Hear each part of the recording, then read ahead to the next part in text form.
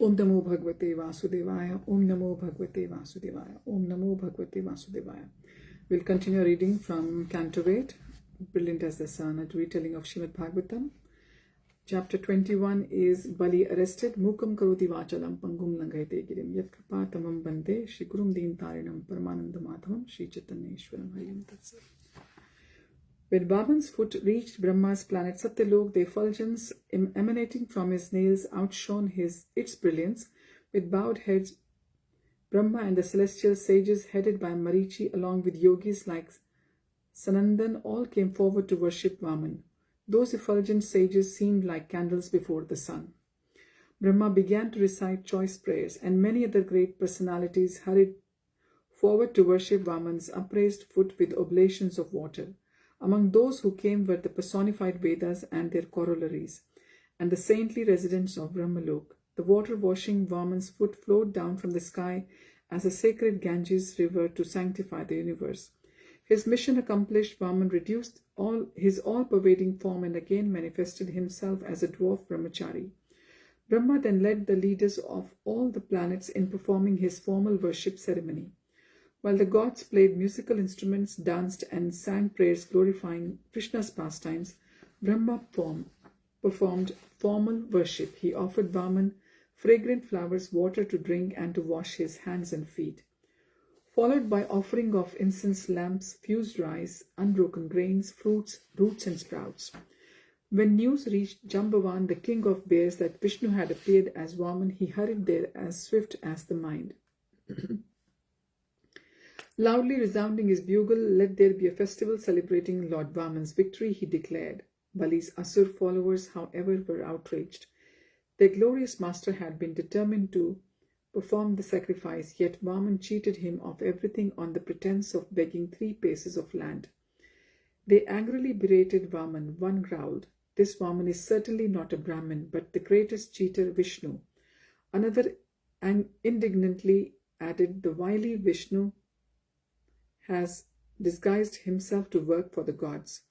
The Daityas huddled together to discuss the situation. One said, "It is not right for one performing a religious sacrifice to punish wrongdoers at that time. Taking advantage of this, our eternal enemy Vishnu has assumed the dress of a brahmachari beggar to steal away all our king's possessions." Another added, "He knows our Lord Bali is truthful and will never break his promise, especially while he is engaged in sacrifice. Not only will he never lie, but he is always merciful toward Brahmins. Aware of this, that cunning Vishnu is robbing him."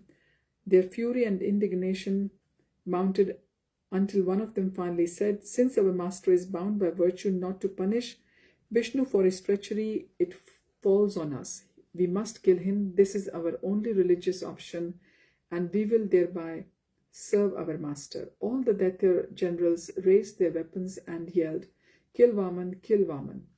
The battle cry rippled through the ranks of disgruntled Daitya soldiers. They gripped their lances and tridents and advanced on Vaman. Seeing this, Bali called out, "Stop, stop." His pleas fell on deaf ears. The 4-armed Vaikuntha's associates of Vishnu unsheathed their weapons and stood between the advancing Asura horde and their lord. Nanda Sunanda Jai Vijay Prabal Bala Kumudaksha Vishwaksena Garud Jayant Shrutdev Pushpadanta and Satvata, each of them was as powerful as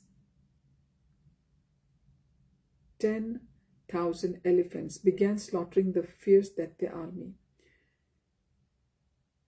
Bali watched in dismay as his soldiers were slain in the thousands by the invincible associates of Vishnu. Remembering Shukra's curse, he rushed forward to intervene. "Viprachitti Bana Nemi, please hear my words. Cease fighting. The present time is not in our favor." Restrained by their king, the Asuras lowered their weapons, but their chests still heaved with anger. Bali sympathetically counseled them, "O Daityas, by no means one can overcome the Supreme Person, since he has the power to bring happiness and distress to all living entities. My dear friends, previously we could defeat the gods because Vishnu favored us in his form as time. This is no longer the case." One general objected, "Maybe Shukra can find a way to overcome the time factor. After all, he previously brought you back from the dead. Bali shook his head. My friend, no one can surpass the supreme time factor by material power. The council of ministers, intelligence, diplomacy, fortresses, mystic mantras, drugs, herbs, or by any other means. The Asura general scowled. Why not? If he can defeat death, he can defeat time. Others nodded and grunted their agreement. Bali sighed. There was no point trying to explain this philosophically. He would have to keep his point simple. Listen to me. We were previously able to defeat Vishnu's followers because Providence empowered us. He pointed to the gods who were laughing and rattling their weapons. See how those same followers are now beating us and roaring in jubilation like lions. We cannot defeat them until Providence again favors us. So best we bide our time. One general said, we can't just stand by and watch this injustice toward you. Bali placed a hand on his shoulder. It'll be fine. Wait in the lower planets till you hear from me. The soldiers looked up at their master whom they had vowed to obey. Then they glanced at Vishnu's followers who brandished their weapons menacingly. Without another word, they turned and entered the low regions of the universe. Garuda stepped forward and began to bind the unresisting Bali with ropes. As Vishnu's eternal carrier, Garuda understood his master's mind well. He knew that Vishnu was not satisfied to take Bali's possessions, but wished to accept Bali's very self, thus glorifying his devotion and tolerance. The Asuras, watching from the lower planets, and the gods all protested, why is Vishnu arresting this virtuous king? He does not deserve such treatment. Bali's wife Vindhyavali cried in anguish, please do not harm him. The sages praised Bali. This Bali is a most liberal and celebrated personality, they said. Vaman walked up to the tightly bound Bali, who stood with downcast eyes, his clothes disheveled, and his bodily luster wholly gone. So, said Vamana, do you intend to keep your promise? Yes, replied Bali. I am a man of my word. O king of the Asura, said Vamana, you promised me whatever I can cover in 3 steps. However, I have already occupied the entire universe with only 2 steps. Tell me where I can place my 3rd. Bali hung his head as Vaman went on. This entire universe belongs to you, but with 1 step I occupied all the planets up to the earth, and I occupied the entire sky in all the directions with my body. You saw that I occupied the entire upper planetary system with my 2nd step. He spread his hands as if to say, so where shall I put my 3rd?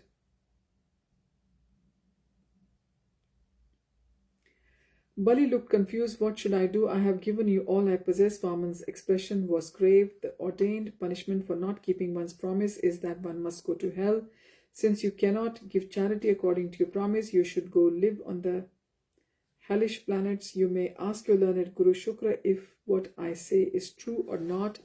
If he confirms my words, you should immediately go to hell and live there. Bali turned to Shukracharya, who nodded to confirm Vaman's words. No one spoke, only Vindhyavali's loud sobs broke the shocked silence. Looking out at the assembly of mystified celestials and Brahmins, Vaman said, far from being elevated to the heavenly planets or fulfilling one's desire, one who does not properly give a supplicant what he has promised falls to a hellish condition of life. He again addressed Bali. Falsely proud of your possessions, you promised to give me land, but you could not keep your word. Therefore, because your promise was false, you must live for some time in hell. So this brings us to the end of chapter 21, Bali arrested. Thank you for joining. Hari Om Tat Sat. Hare Krishna.